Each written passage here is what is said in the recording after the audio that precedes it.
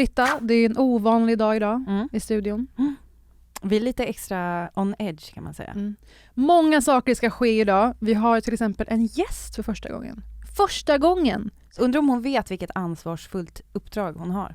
Undrar om hon vet, om hon är up for it. Idag spelar vi in ett specialavsnitt av podden i samarbete med Netflix och deras nya serie Kärlek och anarki. Den har premiär 4 november. Och det här extra avsnittet filmas av också. En slags poddvlogg-bloggvideo. Det är det ordet.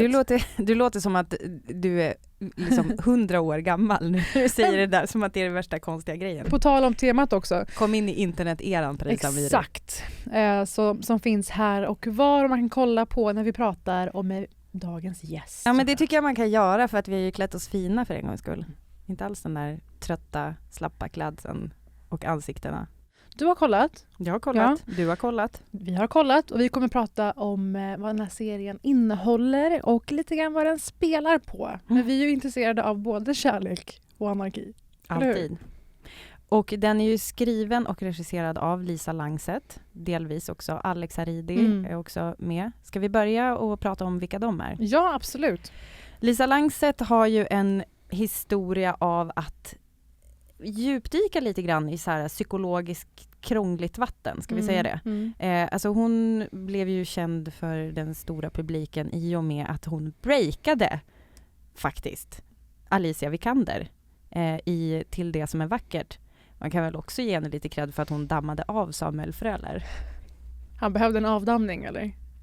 Nej, men Alicia Vikander, på tal om att ha det på sitt ansvar, och det var en film som tog upp makt och klass och dynamik och sexualitet på ett otroligt sätt verkligen. Det är så att Alicia Vikander tas in i en traditionell högelitistisk kulturvärld som hon ju inte har koderna till. Nej. Hur man befinner sig i den och vilka regler som gäller. Och där Samuel Fröler då är ska man säga, kulturmannen. En väldigt uppburen sådan. Självupptagen och uppburen. Men hon är ju också väldigt ung, 20 år, och kommer från enklare förhållanden och ska då in i den här världen. Och det är ju såklart speciella, liksom lite så här psyk. Det är ju lite, hur ska jag säga det här? Ja, men det är ju lite speciella, så här det är ett ganska krångligt tema kan man ju säga. Liksom vem har makten hit och dit. Lätt att göra fel, ska vi vara helt ärliga med. Det är ganska känsliga marker de tar sig in i. Exakt. Med det här temat. Och nu är det snarare så att det är en person som är högt upp i socioekonomisk status i samhället, alltså har ett businessjobb, men vilket är föraktat i den värld hon tar sig in i, vilket alltså är kulturvärlden. Så liksom hon har vänt på, Lisa Langset har vänt på det framgångskonceptet från Alicia Vikanders film. Du menar nu Ida Engvalls karaktär i Kärlek och anarki som kommer. Ida Engvall är ju här. Vi har tvingat henne att vänta utanför lite grann, men vi ska prata lite med henne om en stund. Men ju längre vi låter henne vänta, det är bra för att desto markera. Det blir. På tal om maktdynamik. Ja, absolut. Det är en markering. Så att vi får övertaget. Lisa Langset har också skrivit Euphoria som handlar om eutanasi. Det är ett grepp som Ruben Östlund brukar ha, att man är och vrider på förväntningar om vem som är offret och vem som är förövaren. Och i den här då serien Kärlek och anarki så tar sig Ida Engvalls karaktär Sofie in i förlagsvärlden med sin businessbakgrund, inne och ska köra över folk och vara ganska vulgärt på. Och folk är väldigt motvilliga till all slags innovation i den världen. Det vet till exempel jag, men även du.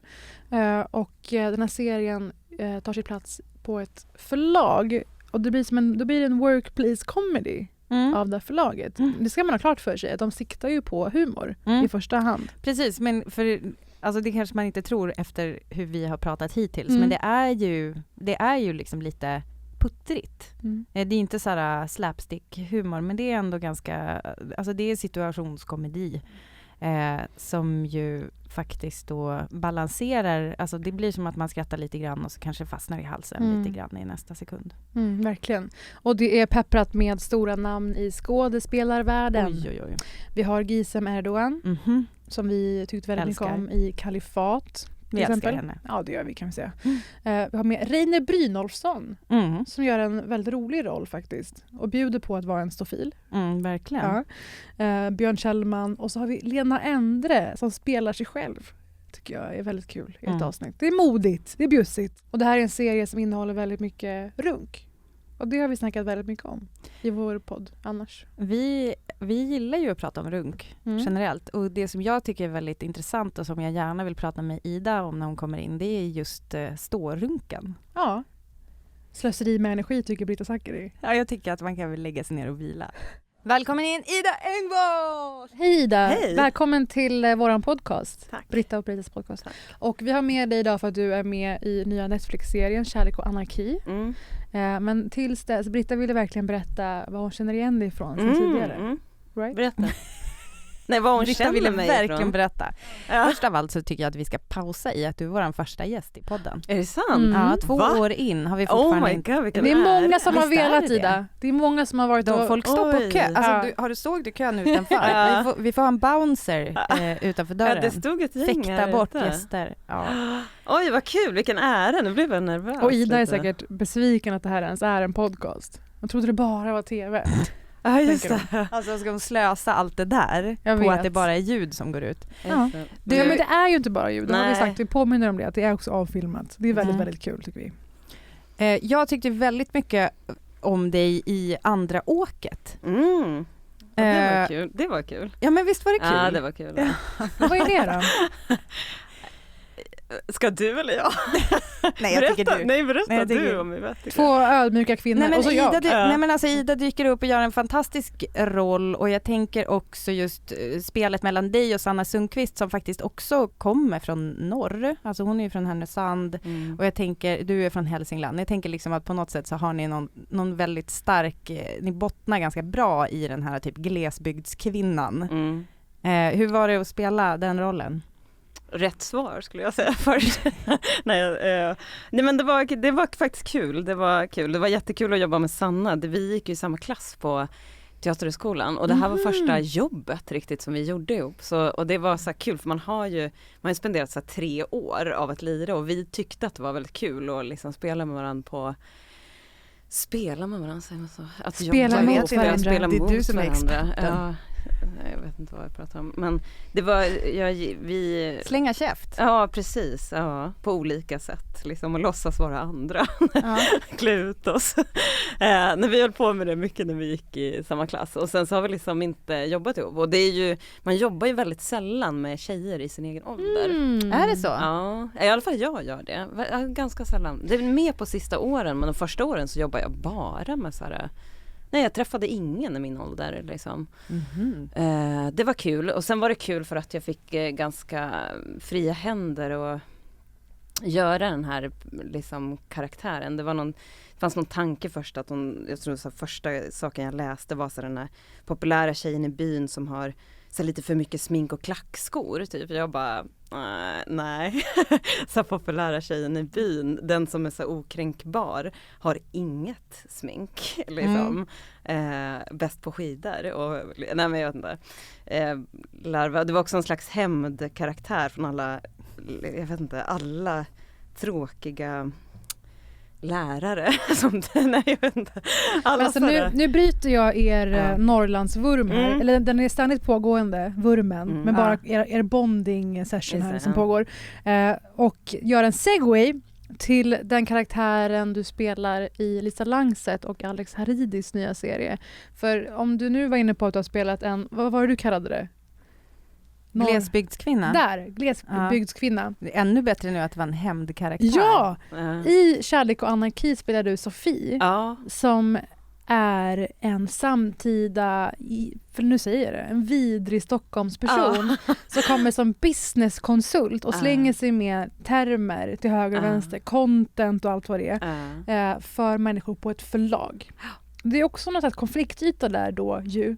Men vad lockade dig mest med det här projektet när du först hörde om det? Nej, men dels så tycker jag att det är superkul när man har skrivit en Stockholmskaraktär.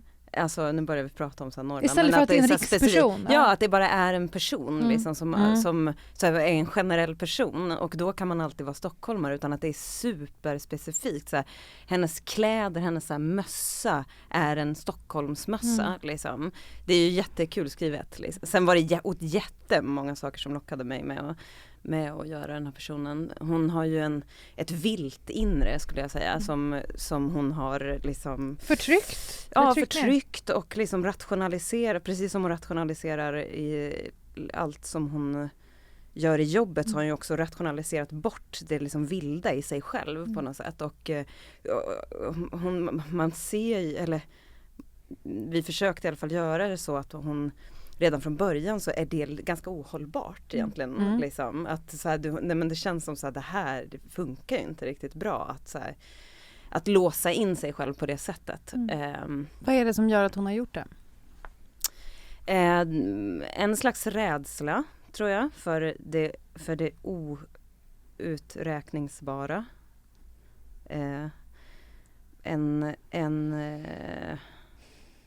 En stor del rädsla, skulle jag säga. Men sen också så här, en produkt, tänker jag, av så här, att leva i den här tiden, som också uppmuntrar till att så här mår du bra, så här ska du göra, så här ska du få bort, så här ska du leva, så här ska du se ut, så här ska du liksom, att det inte, jag tror att många alltså inklusive jag så här, är marinerad i många sådana saker. Liksom. Men det här är ju en serie i 8 delar. Och man ser längre fram att Sofies pappa har levt ett helt annat liv. Så jag tänker att hon är lika mycket en produkt av det. Att han har en väldigt vänstervriden tillvaro och är väldigt anti allt det som hans dotter nu står för och är så djupt invigd i.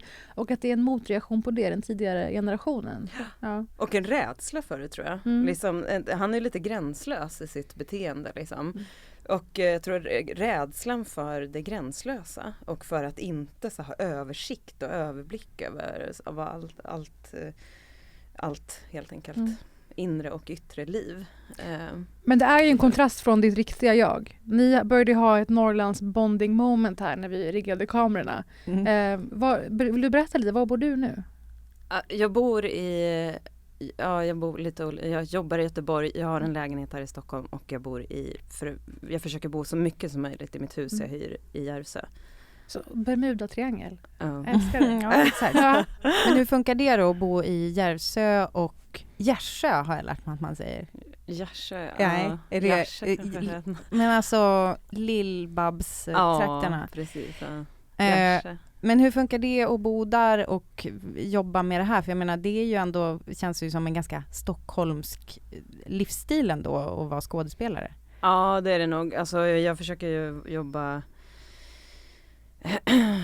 jag vet inte, bryta mig fri lite från det kanske då. Alltså att också så påstå något annat med sitt blotta varande.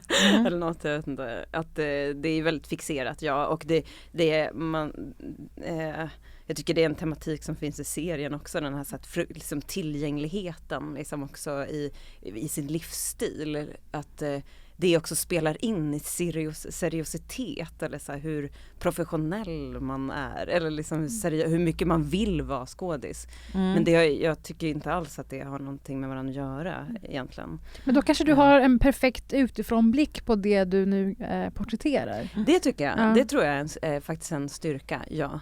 Att det finns ett lekande, liksom. Det är en tematik också i serien, ja, att det leks en del. Och det här är ju också i allra högsta grad en lek om man ser det utifrån ju. Alltså det är ju alltid i samhället egentligen är det så någon slags organiserad hittepå. Alltså organiserat hittepå, det är så sant. Jag skulle vilja gräva lite grann i, bokstavligt talat, i kanske första liksom hinten vi får om att Sofie liksom inte riktigt har kontroll på allt rakt igenom, eller vad man ska säga. Jag vill prata lite om stårunken. Ja, just det. Vill du berätta vad det är som händer? Ja, alltså Hon runkar helt enkelt lite. Jag tror att det är så en kvart in i första avsnittet så har jag runkat 3 gånger. Typ, eller någonting. Alltså. Men det är ju en stårunk. Det är en stårunk, ja. Jag är så otroligt intresserad av det. Alltså, är det någon särskild anledning varför hon inte gör det mer bekvämt för sig? Eller var det bara att det var lätt att lösa kameratekniskt? Nej, det är inte kamera, utan vi har varit så otroligt noggranna faktiskt. Liksom rent anatomiskt, så här, liksom vilket grepp man använder om man vill liksom, alltså, ja men egentligen använda liksom runken som en release, stress release liksom, alltså att man. Men där kommer nästan självoptimeringsjaget in igen, om jag får byta in här bara. För vi ser hennes första stårunk, då är det som att hon slänger in det i den här tillvaron av att man ska vara en perfekt person och samordnad och sådär. Man ska springa milen varje dag och man ska alltid se klanderfri ut, säger man så. Men man ska vara väldigt proper. Så det är som att hon nästan går till övervåningen efter att kidsen äter frukost och slänger in en runk som att föna håret eller borsta tänderna. Ja, men det är ju samtidigt som de ropar om att det är skridskor idag på gympan. Det är som att hon klämmer in det. Hur kan hon? Men hon klämmer in det som en syssla nästan. För jag tolkade det mer som någon slags självdestruktiv grej. Att hon har så mycket pent up i sig. Att hon bara måste få utlopp på något sätt. Nej, men för det är ju verkligen ett sätt att tolka det. Och sen så tror jag också att man tolkar. Det finns ju massor av aspekter av det här. Att man tolkar liksom kvinnors porrbruk som destruktivitet. På ett sätt liksom. Och det kan man ju se, det finns ju en kritik som menar kanske att porrbruk är destruktivt generellt för samhället eller för personer, individer, jag vet inte. Det låter vara osagt, men så kan man ju också tänka liksom. Och inte bara för kvinnor. Men det finns absolut någonting i hennes ohållbara liv som läcker liksom. Verkligen. Hon har en hemlig värld. Hon har en inre hemlig värld och en ytter som hon inte riktigt lyckas hålla i. Sen tänker jag också att det kan vara att leva så här, som hon också gör, som väldigt i ett väldigt så här normigt heteroäktenskap med en så här patriark lite som Johan är. Ja, men kan vi snacka om det? Det är alltså spelat av Johannes Bakunke. Ja. Vad tänker du, Britta, om deras relation och hushåll? Ja, men precis. Alltså jag tänkte, alltså det är ju någonting, för det är väldigt kul att du säger det där med att hon klämmer in det som en måste-syssla liksom, för att jag såg det lite grann som att de inte når varandra sexuellt. Det är ju liksom en scen där de faktiskt ligger i sängen bredvid varandra och man tänker, he's right there, typ. Du skulle kunna ligga med honom, men hon går ändå in och det är kanske som att det saknas någon kommunikation där. Jag som har varit gift flera år tänker att det där är ju skräcken att hamna i, att man inte längre liksom når varandra. Man kanske inte kan vara fri i sin sexualitet ens tillsammans med sin man. Och jag tror också att det finns någonting väldigt sant i att man kanske, ja men just sexualiteten kanske är det där att även där ska liksom kontrollen in på något sätt. Att man har en bild av hur det ska vara.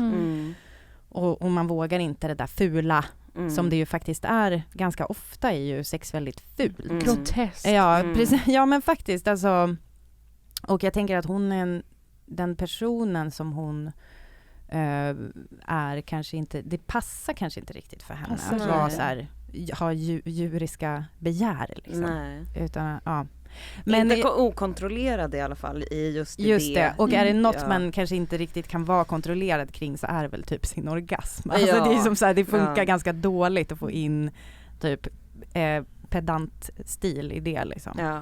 Men sen så tror jag inte att de har inte ett för henne tillfredsställande sexliv heller. Nej, jag skulle komma till det, för det kommer en sexscen längre fram. Och jag skrev... Nej, men jag är regisserad. Det är alltså otroliga vinklar på Ida. Berätta, Ida, varför blir du generad? Är det din första sexscen? Nej, absolut inte. Men det är första gången som jag tycker att man vågar gestalta sex på olika sätt i olika relationer. Alltså så här, att man ens kan prata. Vi har varit liksom det har varit jättekul att jobba med de här sexscenerna för att alla sexscener är så noggranna liksom. Kommer hon inte, kommer hon på kamera, kommer man liksom vilka ställningar, allting är liksom supergenompratat och liksom väldigt högt till tak sådär. Men hade sen ni att en sån här sig själv. Ja, förlåt att jag bryter in. På den här, i Normal People så hade de ju till och med en typ intimacy coordinator. Ja. Hade ni någon sån som var liksom dedikerad? Jag hörde som en sån. Ja. Jag hörde typ att vi hade en sån. Alltså, men vi hade aldrig en sån. Så jag kan tänka mig att det fanns en på någon annan nivå. Alltså rent i manus eller så här, hur vi går tillväga. Men här var det i princip jag och Lisa som pratade mycket om så här, vad betyder de här sexscenerna? Vad vill vi gestalta? Vad i henne om jag ska säga någonting om den här senare sexscenen så tycker jag att ni har verkligen lyckats med att visa på skillnaden i stårunkscenerna som Britta beskriver det, som jag skulle beskriva som inskjutna i ett ganska omänskligt schema. Ja. Någon slags lucka, ventilera var lite mänsklig i. Kontra då den här sexscenen med hennes man. Och då märker man att det är väldigt performativt. Det var det ordet jag skrev ner. Att det är performativa sexscener. Ja. Och att hon stönar på ett väldigt onaturligt sätt. Och att hon imiterar de porrscener nästan som hon tittar på när hon runkar. Och att det känns inte som att hon är inne i sin egen lust eller fokus inåt alls under sexscenen. Och det är väldigt snyggt gjort tycker jag att ni har lyckats utan att säga någonting. För det hade varit övertydligt. Men utan att säga någonting så har ni lyckats visa på vem det är till för i respektive scen. Men hur var det för dig att spela skillnaden? Det skulle jag nog säga var en av de sakerna vi pratade om. Liksom. Absolut, att det här är så som de har hittat varandra. Sen har det bara pågått det här. Liksom. Och sen så kanske alltså jag tror att många kommer tänka om den här sexscenen på ett annat sätt också. Och tänka så att så där ser väl sex ut. Medans många tänker precis så där. Att så här, det beror på helt vem man är. Men jag hade rätt med vilken blick man tittar på, tror jag. Liksom.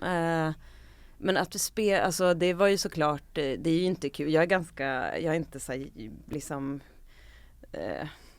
det är så konstigt att ni har sett den här serien då jag är så himla liksom naken, men jag kan vara lite blyg på det, sådana där liksom. Det är inte bara vi som kommer se den heller. Jag vet inte om du vet, men den ligger på Netflix. Just det. Så alla som har ett konto kan logga in. Ryssland, Tyskland, abstrakt. Sydsudan. Så utanför gardin. Det är nu vi breakar det. Men får jag bara fråga, alltså rent så här, av ren nyfikenhet i dessa tider, och då alltså menar inte riktigt corona, för jag gissar att det är inspelat innan det. Eller är det? Ja. Nej, både och faktiskt. Vi hade liksom en paus mitt i corona. Men jag tänker liksom att just så här för att det typ ska kännas okej att göra sådana där scener. Ja, det är intressant, för det kom ju rapporter, det larmades om att sexscener är hotade tidigare i år i och med coronapandemin. Men inte här. Var det något som var ett issue under inspelning? Jag bara, vad får jag prata om? Ja, inte prata om det liksom. Jag vet inte. Skiter i det. Men vi skiter i det. Och det kändes safe för dig i alla fall. Det gjorde det. Men jag tycker vi måste nog ge lite mer bakgrund till det här. Om vi drar tillbaka till efter det här med sexet och vi sitter och skrattar här och håller på. Och hon är naken för hela världen. Och så nu kommer jag till, för det ska sägas att du är ihop med en man som är spelad av Johannes Bakunke. Och de har en väldigt medelklassig tillvaro. Och det är väldigt tacksamt att parodisera. Och jag och Britta kan också skratta mycket åt de olika pretensioner som folk håller på med kring att ha den rätta livsstilen och rätta accessoarerna och sådär. Och det går ju hand i hand kanske med den här Stockholmsskildringen du pratar om. Men vad kan man säga om deras liv och relation i övrigt? Han är reklamare till exempel. Han är väl liksom en man på väg ner för. Eller liksom, han har ju allt. Båda de två har allt. Liksom, de har ett fint hem. De har allting som är viktigt i den här Stockholms liksom skildringen. Bra jobb båda två. De har pengar. De har 2 fina barn. Men ändå så är det ju något i det inre som går på tomgång. Eller som är liksom hållet på ett sätt som är ohållbart. Liksom. Det är väl en väldigt det finns ju en samtidskritik i det, absolut, som är liksom väldigt igenkännbar och väldigt stockholmsk, tror jag. Alltså att man är också exponerad för så här, nu när jag bara, just det ska vara kamera, jag har inte något, liksom jag skulle ha ringt till någon pressgrej så jag kunde ha något, eller så här, det är liksom väldigt smala spångar man har att balansera på, man inte för mycket och inte för lite, och liksom, de är lite så här sköna, de tycker om konst och de har så här kulturella kompisar liksom. Men stort mindervärdeskomplex för att de jobbar ju med ganska själlösa saker. Ja. Men det där är kul för att nu sitter ni och pratar om dem. Ja. Men jag menar på sätt och vis, alltså, jag tror, alltså dels så, även om jag inte vill erkänna det så bor jag ju i Stockholm och jag har ju också varit liksom verkligen, alltså jag har ju jobbat med reklam också så att jag är ju väldigt liksom i den världen men jag tror att det är lite grann som med hipsters kanske att ingen själv skulle liksom erkänna att den är det medans liksom, det är ganska många som hjälper till och eldar på grejen och jag kan känna det att det är väl liksom där jag känner liksom att jag har kanske svårt att relatera till att det finns en medveten tanke om att man ska ha allt, att det ska se bra ut på pappret och sådär. Men samtidigt så, det finns ju där, och jag tycker att det är ganska mänskligt också på något sätt, att man jämför sig lite med, man sneglar lite till höger och vänster och jämför sig och är det något som skaver så renoverar man typ, eller någonting sånt där. Skaffar liksom en ny färgskala till vardagsrummet typ. Så hur, alltså... Nej, men jag tänker som att det är precis det som är samtiden. Liksom hur vi löser problemet. Alltså av att man speglar, vi har liksom aldrig haft så mycket information om hur det ser ut att vara människa rent bildligt liksom. Hur mycket inputs vi får av så här mår du bra, i det här rummet med den här färgskalan så kommer du må bra. I den här kroppen kommer du må bra, i den här kläderna kommer du må bra. Och det tänker jag är djupt mänskligt att försöka vara med i det gänget. Jag tänker att det är livsnödvändig instinkt liksom att så här, ja men vår flock. Ja, vara med i flocken och liksom alltså jag bara för att jag fick komma hit eller nej men jag vet inte att man men alltså, det jag tycker är intressant med den här serien är det som händer sen. Att den här businesspersonen Sofie slängs in i den här då kulturella världen. Och där hon ses som en själlös person som kommer in med sina grafer till ett bokförlag som är såklart ekonomiskt i kris, får vi förstå. Och som drabbas av hur ska vi hålla oss up to date och tvingas digitalisera sig med hennes hjälp till slut. Och jag tänker att det är så många konfliktytor samtidigt i den här serien. Dels inte bara inom Sofie själv utan att komma med innovation till en traditionell arbetsplats. Och att du har ju inget värde där för du kan ingenting om Kierkegaard och fan inte. Alltså du kan ju inte den här världen och det märks så väl. Men Sofie är också så burdus som skiter för henne betyder det ingenting. Och där skär det sig så mycket hela tiden. Men sen också manligt och kvinnligt är det en del. Reine Brynolfsson. Ja, och då kommer vi in på dina otroliga medskådespelare. Vi räknade upp alla här innan du kom in. Men vi har ju då Reine Brynolfsson som spelar en man som liksom försvarar en MeToo-anklagad äldre kulturman, Klas. Och hans kollega Gizem Erdogan på förlaget representerar en mer medveten ung kvinna med liksom, annan bakgrund än svensk. Och där finns det också en brytpunkt på något sätt. Så ni har ju gjort workplace comedy av förlag helt enkelt. Men också av liksom, 2020 på jättemånga sätt. Jag undrar ibland, ryms det nästan för många vinklar i den här serien? Hur kändes det att försöka få med allting? Få in allting?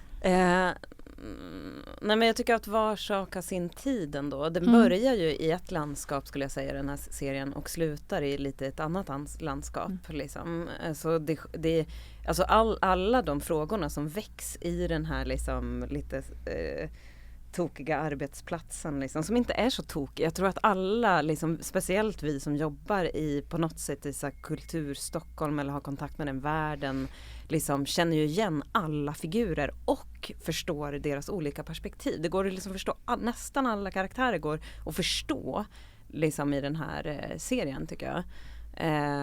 Och där tycker jag också att det väcks så många frågor. Hur ska man leva? Hur ska man klara av att leva?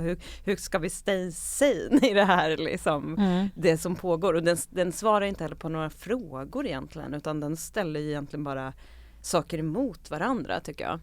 Men absolut, så kan det ju vara liksom att det upplevs som att det är så här, att det kan jag nästan inte uttala mig om. Liksom. Det kändes inte så när vi spelade in det, utan då var det liksom var sak av sin tid. Och det är också, tycker jag, väldigt roligt när man låter de här Gisem eller liksom Reines karaktär liksom mötas och så säga sin mening till varandra. Och sen kommer Sofie in och kallar deras liksom litteratur för material som man kan justera i materialet. Liksom. Med datadriven info. Ja, precis. Och herregud, jag har jobbat i olika lite svårare kultursfärer. Att ens prata om, alltså att man skulle manipulera en roman, ändra i den utifrån data, alltså utifrån analysfakta från så hur det har gått för andra grejer. Det skulle vara alltså, dödsstraff på det i de kretsarna. Men jag tänker att den bakgrunden måste också ha hjälpt dig, att du har koll på de här världarna. Ja, det tror jag. Och det tror jag att det tror jag att det är för alla vi som jobbar på det där.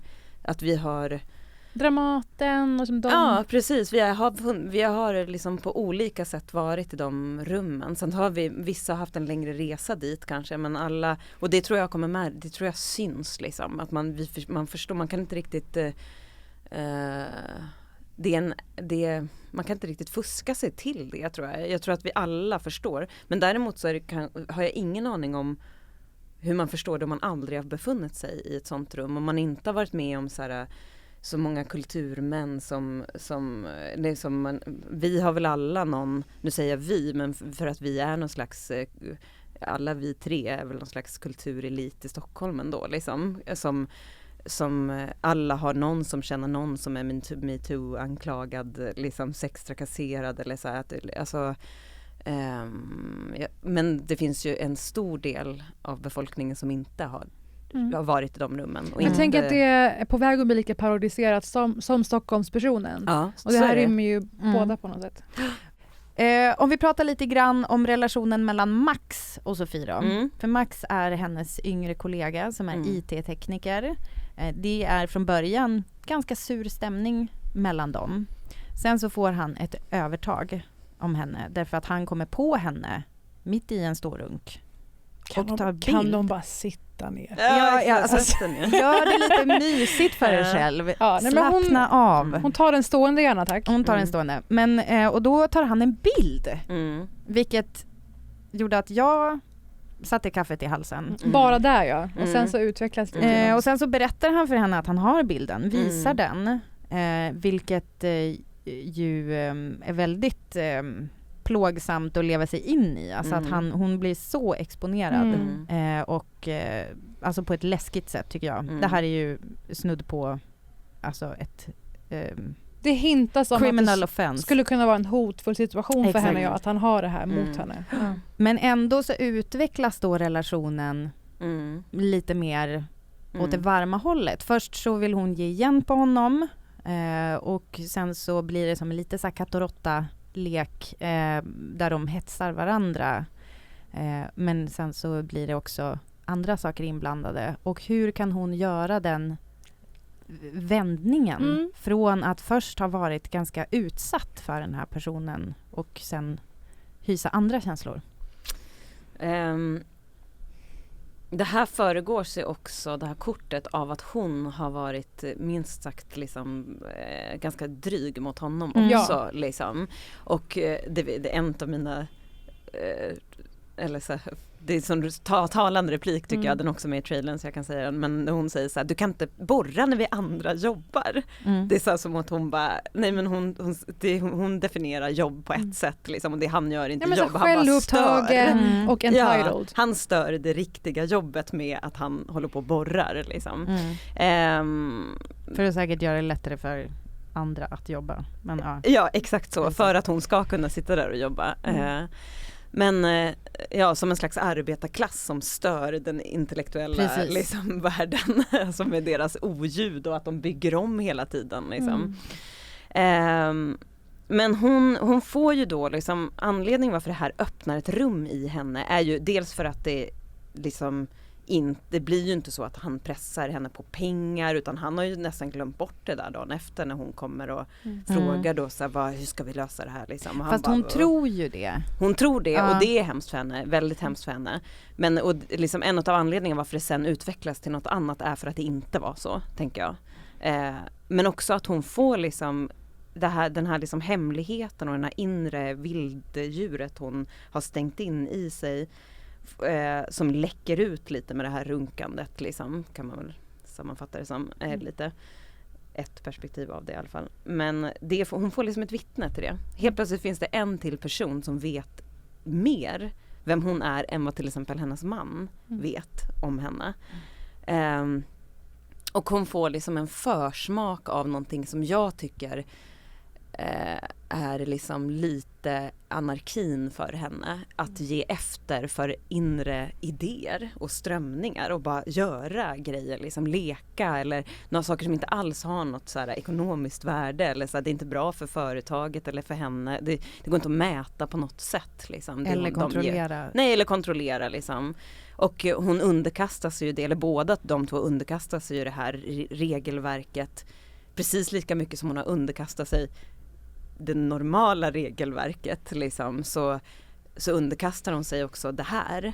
Och, men anledningen tror jag är att de har liksom, det finns en person som ser henne på ett sätt som ingen annan ser henne. Eller som ingen vet det om henne liksom. Hon håller det så mycket på avstånd, till och med från sig själv. Sen så tror inte jag att det är rationellt överlagt heller, utan det är liksom händelser som gör att det blir som det blir. Det är mer driftstyrt och mer styrt av begär och infall. Ja. Men i hennes värld är det absolut en form av anarki att ge efter för inre strömningar. Liksom. Att bara säga ja, att känna någonting och sen bara göra det. Att liksom inte tänka så mycket på konsekvenserna eller för hålla i det så hårt helt enkelt. Det är lite, alltså det är ganska kul, jag bara slås av att vi sitter och pratar så mycket om så här Stockholmspersonen, för det är på något sätt lite så här variant av Stockholmssyndromet, att hon är liksom, alltså hon är lite så här gisslan i hans grej. Just det. I och med att han, alltså det blir på något sätt genom sitt enorma övertramp som han gör, så är det på något sätt att han också knyter henne närmare till sig. Därför att han vet hennes hemlighet och genom, alltså det är balansen där.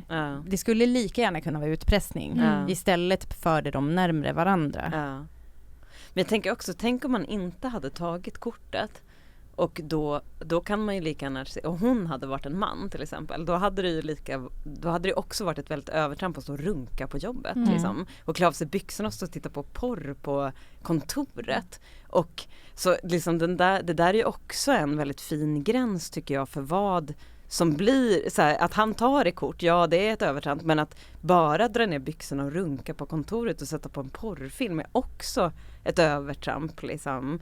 Så att, men en otrolig skillnad om man är man. Ja, kanske. Tycker jag. Om vi pratar om effekter på mitt huvud. Nej, men om vi pratar om vem som har makten och sådär, så är det ju skillnad. Ja, och där kommer vi till Lisa Langset och Alex Haridis otroliga hantverk då, som de är kända för. Båda två var inne på det innan du kom in här. Var det här det du föreställde dig då när du blev tillfrågad, eller sökte dig till ett Lisa Langset-projekt? Att det är väldigt mycket maktdynamik och det är väldigt mycket sexualitet. Om du är lockad av att rota i de frågeställningarna?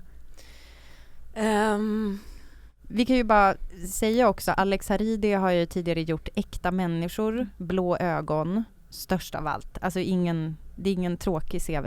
Nej. Där. Nej.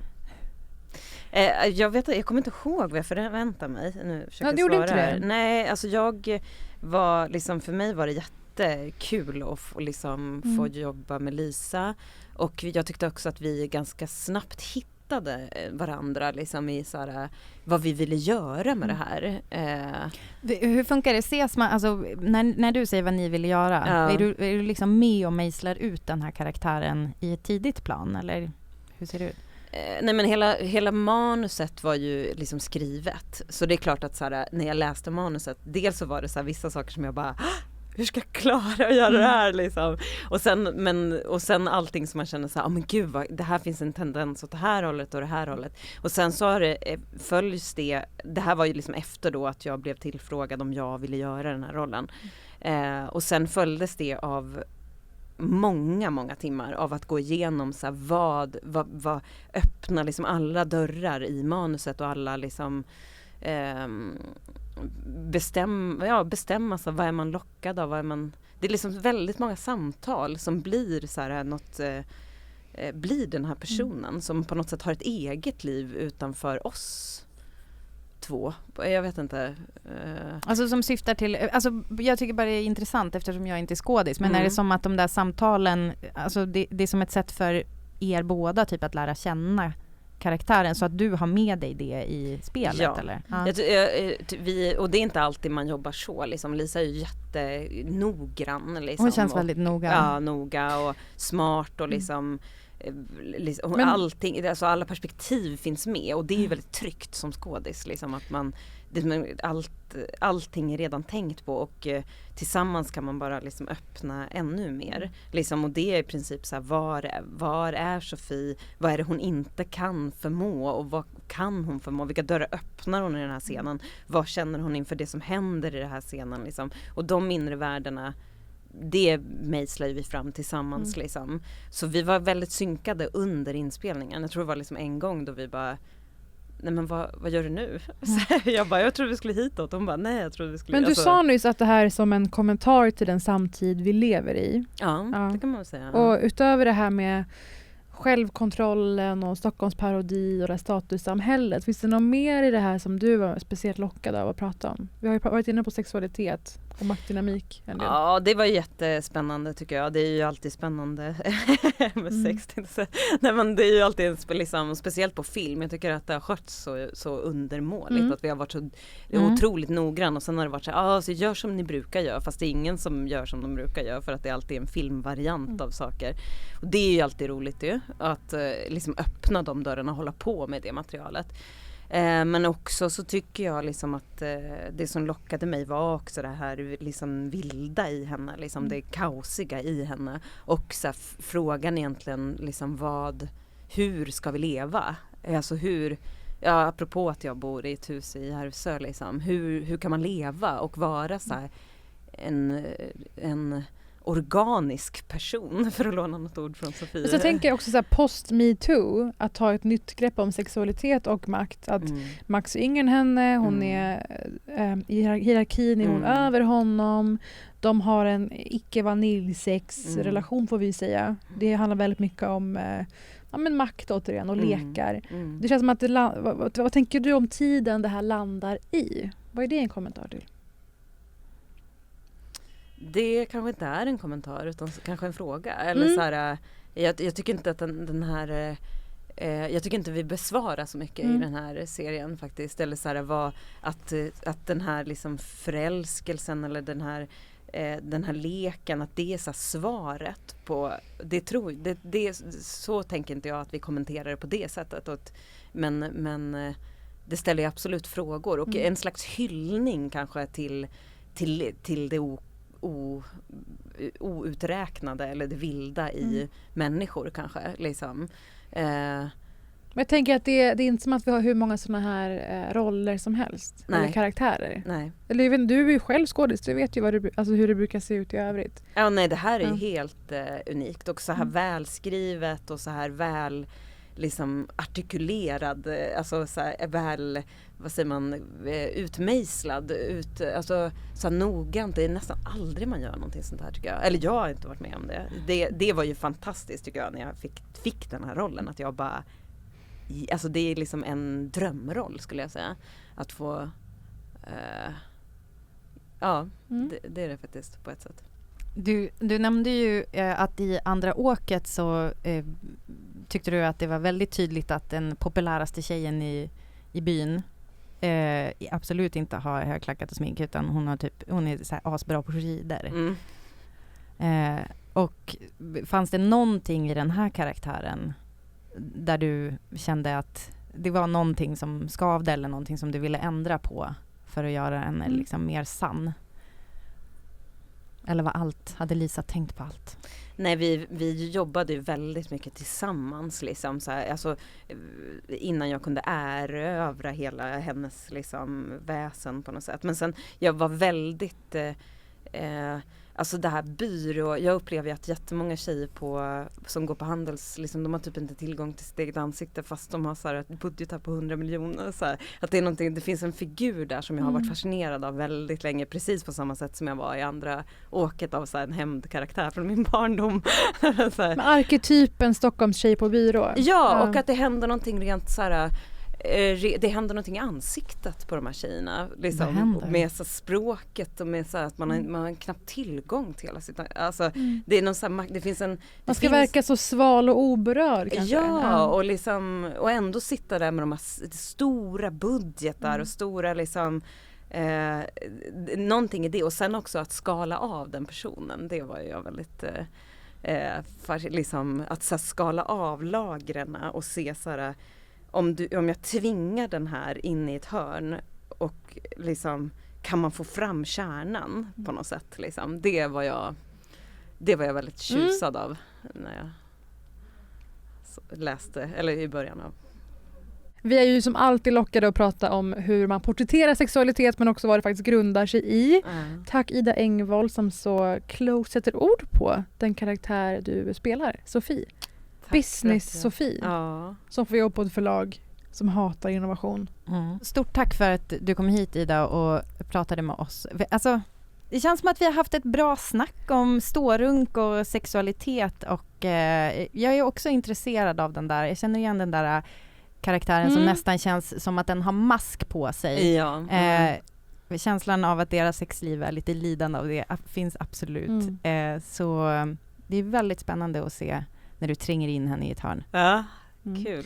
Tack för att jag fick komma hit. Ja, men jättespännande. Jätteintressant. Tack så mycket. Och det här var då Kärlek och anarki. Ja. Som vi alla vet nu släpps på Netflix den 4 november i 8 avsnitt. Vi hade Ida Engvall med oss här. Det är även Gizem Erdogan, Reine Brynolfsson, Björn Kjellman, Lena Endre, spelar sig själv, Johannes Bergkunke. Supergäng. Hittar de mer bättre skådisar? Sant. Av Lisa Langset och Alex Haridi. Så tack så mycket Ida. Tack så mycket Britta. Tack Parisa. Tack. Och Netflix. Ja, tack Netflix. Ja. Adjö. Hej då!